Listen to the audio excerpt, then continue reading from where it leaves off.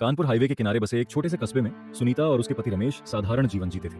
Ramesh truck चलाता था और सुनीता घर संभालती थी। दोनों का सपना था एक छोटा सा ढाबा खोलने का, जहां मुसाफिर घर जैसा खाना खाएं। लेकिन एक कोहरे भरी रात एक भयानक हादसे ने रमेश को छीन लिया। सुनीता अकेली रह गई एक ऐसी दुनिया में जहां हर तरफ से दरवाजे बंद हो रहे थे। ससुराल वालों ने सुनीता को जल्द ही घर से निकाल दिया, कहते हुए, जवान विधवा हमारे किस काम की। मायके में भाई ने मजबूरी दिखाई, हम खुद मजदूरी से गुजारा करते हैं, तुझे कैसे रखें।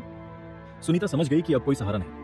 उसने रमेश की पुरानी नोटबुक निकाली जिसमें उनका ढाबे का सपना लिखा था। उसने ठान लिया, अब मैं किसी की दया पर नहीं अपनी मेहनत पर जीऊंगी। अगली सुबह सुनीता ने कानपुर हाईवे के किनारे एक बरगद के पेड़ तले अपना छोटा सा ढाबा लगाया। एक चूल्हा, थोड़ा आटा, मसाले और हिम्मत, यही उसका सामान था। ट्रक ड्राइवर हंसे, अकेली औरत, घर जाओ।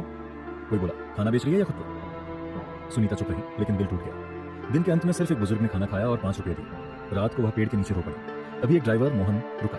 उसने खाना खाया और कहा, बहन, मेहनत करने वालों को भगवान सुनता है। सुनीता ने तय किया वो हार नहीं मानेगी। सुनीता हर सुबह लौटी। उसने अपने खाने को बेहतर किया, रोटियां गोल और सब्जी स्वादिष्ट बनाई। मोहन ने अपने साथियों को बताया और धीरे धीरे ट्रक रुकने लगे। उसकी सादगी और मेहनत की कहानी फैली। मोहन ने एक पुराना ठेला लाकर दिया ताकि धूप बारिश से बचाव हो। सुनीता ने पहले मना किया, फिर कहा, यह मदद है, दया नहीं। ढाबा अब हाईवे की शान बन रहा था, लेकिन गपशप भी बढ़ी। कस्बे में लोग फुसफुसाए, जवान औरत मर्दों के बीच शर्मिंदगी। सुनीता ने हर शाम रमेश की तस्वीर को देखकर कहा, तुम्हारा सपना जिंदा है। ईर्ष्या बढ़ी। एक रात कुछ गुंडों ने सुनीता का ठेला तोड़ दिया, बर्तन बिखेरे, आटा मिट्टी में मिलाया। तेरा मोहन कहाँ है। वे हंसे। सुनीता ने बेलन उठाया, आंखों में आग, एक कदम और सिर फोड़ दूंगी। वे भागे, लेकिन मोहन और सुनीता के बीच भी दरार आ गई। मोहन ने ढाबे का श्रेय मांगा। सुनीता बोली, तूने सहारा दिया, पर मैं अब खुद चलूंगी।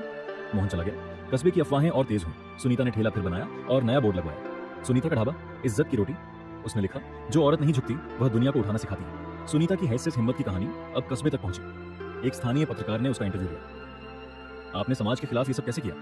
उसने मुस्कुराकर कहा, मैं समाज के खिलाफ नहीं, सच के साथ हूं। जब लोग तोड़ने लगे, समझ लो तुम कुछ बड़ा कर रहे हो। लोग अब उसे सम्मान से देखने लगे। औरतें अपनी बेटियों को लाईं, बोली, देखो मेहनत ऐसी होती है। सुनीता का ढाबा अब सिर्फ खाना नहीं, इज्जत और हिम्मत का प्रतीक था। सुनीता का ढाबा अब उत्तर प्रदेश के उस हाईवे की पहचान था। हर रोटी में उसकी मेहनत की खुशबू थी, हर थाली में उसका सम्मान। सुनीता अब सिर्फ एक औरत नहीं, हर उस इंसान का प्रतीक थी जिसने ताने, ठोकरें और झूठे आरोप सहे, पर सच और इज्जत की लौ जलाए रखी।